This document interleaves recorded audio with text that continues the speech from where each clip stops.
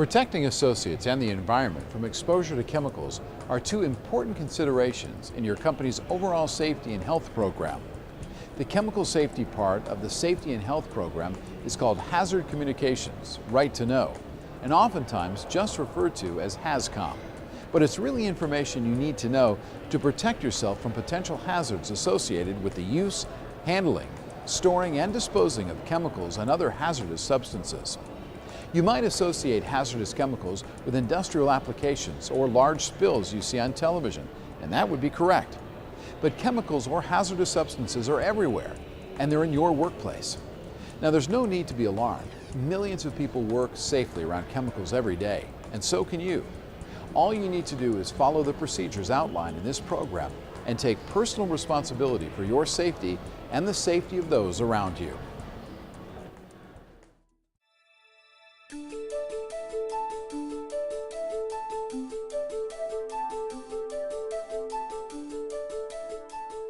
Your property has a written Hazard Communications HazCom plan outlining safety steps and procedures, training information, chemical inventory, labeling procedures, and other information your company considers important when using, handling, storing, and disposing of chemicals.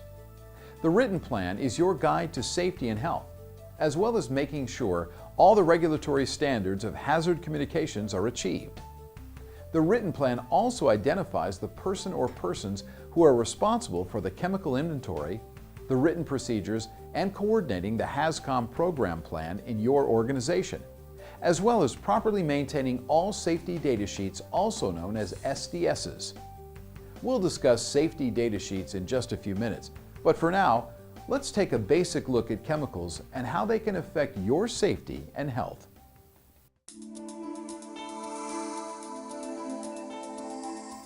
We can't possibly cover the many thousands of chemicals and hazardous substances in this short program, so let's concentrate on the basics. First of all, everyone is involved in handling chemicals. You and your family use them every day at home. Pesticides, cleaning supplies, soaps, detergents, batteries, insect killers, antifreeze in your car, and many others. Just because you use chemicals at work, don't think safety ends when you leave work. Everyone comes in contact with chemicals every day, whether it's at home or at work.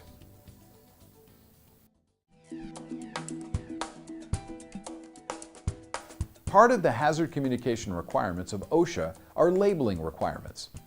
Labels are designed to provide information on chemical contents of a substance or material and also what specific physical and health hazards they present. The manufacturer, importer, or distributor is responsible for labeling containers, but the employer must adhere to the following. Ensure all containers of chemicals in the workplace are labeled. Container labels for purchased chemicals must include the name and address of the chemical manufacturer, importer, or other responsible party.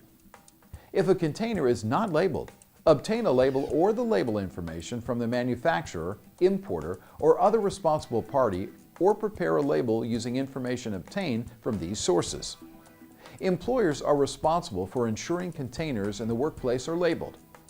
Manufacturers and companies that make chemical labels must provide standardized labels and ensure safety data sheets are compliant with a globally harmonized system of classification and labeling of chemicals standard known as GHS.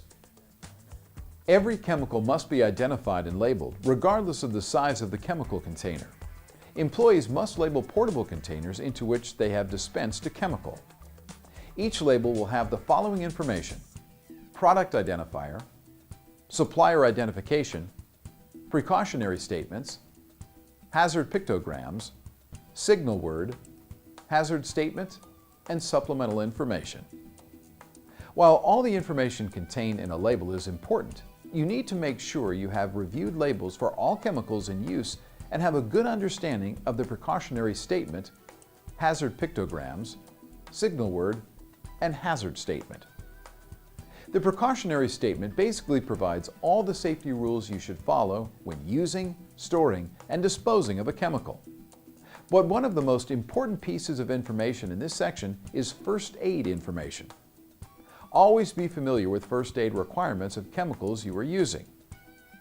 The hazard pictogram is a symbol that helps you to visually recognize potential hazards associated with a chemical. Oxidizer, flammables, self-reactives, pyrophorics, self-heating, emits flammable gas, and organic peroxides. Explosives, self-reactives, organic peroxides. Acute toxicity, severe. Corrosives, gases under pressure. Carcinogen, respiratory sensitizer, reproductive toxicity, target organ toxicity, mutagenicity, aspiration toxicity. Environmental toxicity, irritant, dermal sensitizer, acute toxicity, harmful, narcotic effects, respiratory tract irritation. The signal word provides you a single word that will help you understand quickly the possible hazards associated with the chemical. The two signal words used in labels are warning and danger. A warning indicates the chemical may have low to moderate hazards, while a danger indicates a chemical may have high to severe hazards. The hazard statement provides you a written explanation of the chemical hazards associated with the chemical and complements your understanding of the information provided to you with the pictograms and signal word. Normally, all cleaning supplies are properly labeled by the manufacturer.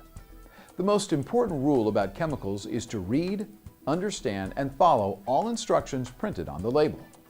Oftentimes, manufacturers will provide additional information about the safe use of a chemical beyond what is required. Reading all parts of the label is a good rule for all chemicals and substances. Two of the most commonly labeled chemicals in the workplace are irritants and corrosives, which can cause injury to your skin, eyes, and respiratory system. Also, be aware that sometimes irritants and corrosives are referred to as caustics. Many cleaning and solvent chemicals can be either an irritant or a corrosive. Wear proper personal protective equipment or PPE is needed to avoid skin and eye contact. Make sure your work area is well ventilated or wear a respirator, if required, to avoid inhalation of chemical vapors or mist. Should you have skin or eye contact with a chemical, generally flushing with water for 15 minutes continuously will either dilute or neutralize the chemical to reduce or eliminate its adverse effect. If you have inhaled a chemical vapor or mist, usually removing yourself from the work area to an outside area will help reduce the effects of chemical vapor or mists. If you have had accidental contact with a chemical or inhale vapors or mist, always follow the first aid instructions in the SDS. Also, if you have had physical exposure to a chemical through skin or eye contact or inhalation, it is suggested you consult with a doctor after you have received proper first aid. Also, remember to always report any harmful exposure to chemicals to your manager or supervisor. Again, we need to read, understand, and follow instructions printed on labels to protect ourselves from these potential hazards. A good, accurate, and up-to-date labeling system of all chemicals in the workplace will go a long way in preventing exposures to potential hazards. But on the other hand, a labeling system won't do any good if you ignore or fail to follow proper procedures. If you see a label you don't understand, or you're not sure exactly what the label says, ask your manager or supervisor. There's no reason to take chances. There are thousands and thousands of chemicals, with many more added each year. Even chemists and chemical engineers don't know all the chemicals or potential hazards of all chemicals. Just like you, they read safety data sheets, labels, and other information to keep informed. You need to keep informed and make sure all chemicals are properly identified and labeled. Can you be sure the chemical container you used yesterday will have the same chemical in it today? You won't know unless the container is properly labeled. Take labeling seriously, and that means following the directions printed on the label. It's just good business, and after all, safety and health is an important issue.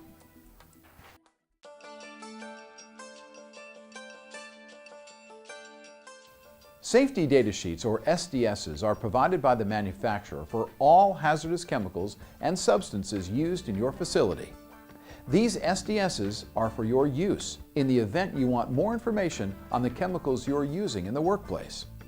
Generally, safety data sheets are maintained in an office, in other designated areas, or in an online database, so if you need more information, ask your manager or supervisor. What information is available in an SDS? The SDSs have 16 information sections that conform with the requirements of the GHS of Classification and Labeling of Chemicals Standard. The 16 sections include identification of chemical, hazard identification, composition information on ingredients, first aid measures, firefighting measures, accidental release measures, handling and storage, exposure controls, personal protection, physical and chemical properties, stability and reactivity, toxicological information, ecological information, disposal considerations, transport information, regulatory information, other information including date of preparation or last revision. Generally, the information in an SDS is much more technical than is normally provided on labels. While all sections of an SDS contain important information, 4 sections you need to really understand from a practical standpoint and day-to-day use of a chemical are first aid, accidental release measures, handling and storage, and disposal considerations. In the event of accidental contact or exposure to a chemical, Section 4, First Aid, will provide you or a doctor helpful first aid and treatment information to reduce the likelihood of injury or illness from exposure to the chemical. Section 6, Accidental Release Measures, will provide information on personal protective equipment, PPE, you should wear when using a chemical. This section will also provide you with steps you should take to contain or clean up a chemical to prevent environmental harm if it is accidentally spilled.